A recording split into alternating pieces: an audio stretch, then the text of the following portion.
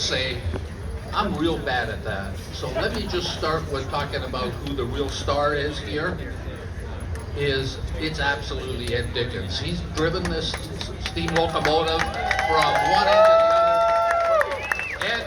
Ed, will you come up on stage here?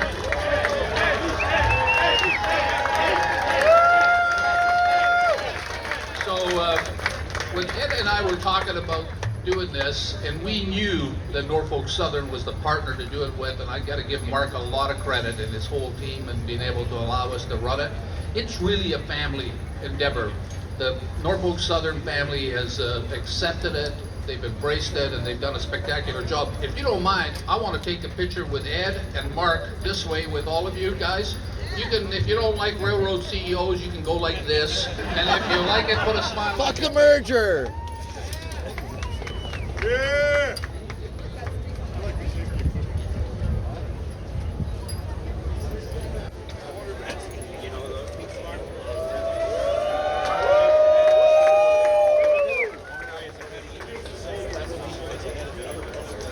Okay, let me look at the picture. There was only a few people that went like this, okay? But overall, they were pretty good.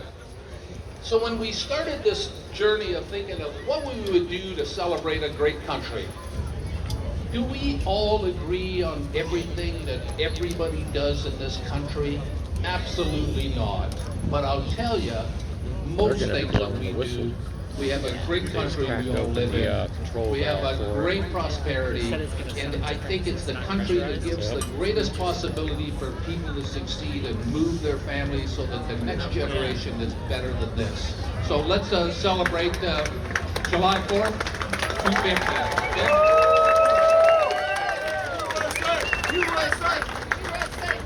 The other, and no, I'm not running for politics.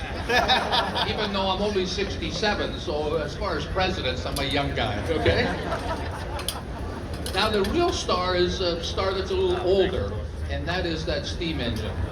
And it has attracted, and what I love the most is when you watch young kids 10 years old come out and really enjoy it and the love that they give.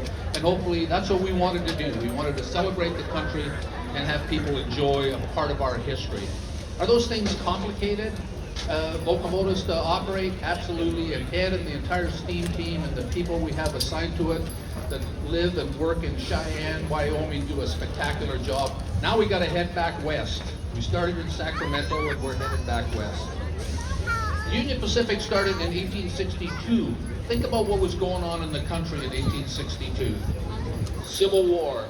But the President and Congress said, if we want to actually get this country and move it forward, we need to have a transportation system and train what? We're trying to do something, and not everybody agrees with us. The smart people all agree.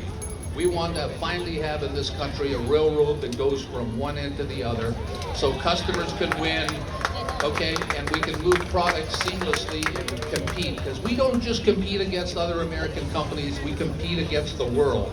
And if we do it right, we can grow more business in the U.S., better jobs, and people win. So thank you very much, and I'm going to introduce Mark George, the CEO of Norfolk Southern. Thank you.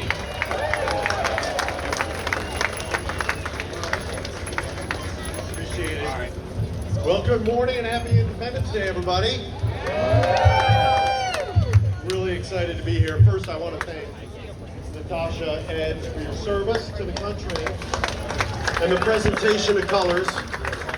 Thank you, and Natasha, thanks for your service to NS. Honored to represent Norfolk Southern today and our predecessor railroads as we kind of celebrate this historic day, 250 years from our nation's birth. Our crews have been working really hard along with the UP crews to ensure the train safely made it across every stop on this journey. So a special shout out to our transportation and engineering crews, James, Richard, Alan, Chris, thank you very much. You know, when Jim and I talked about doing the Big Boy Tour and coming across east on our network, we had a lot of discussion about how far east we go. And I was really certain that the journey east should conclude here in Philadelphia.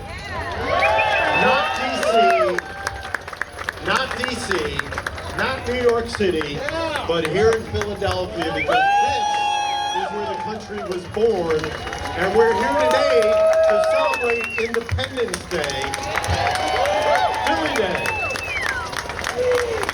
All right.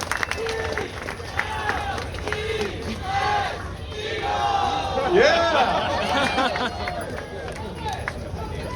So while we're celebrating our country's 250th, many of you don't know, but next year, Norfolk Southern's legacy reaches 200 years old. We're going to be celebrating our 200th anniversary next year. Just 50 years behind America's founding. And we're really proud to have helped our country expand and propel forward. You know, in those early years, America was a narrow nation anchored on the Atlantic coast. Movement inland was slow. It was costly, it was uncertain, it was dangerous, but the railroads changed that dynamic dramatically by connecting communities, lowering the cost of transportation, shrinking travel times. Yeah, travel times would take months to go just to the Mississippi out west, and suddenly the railroads would allow that to happen in days. And we opened up vast new territories to settlement and commerce.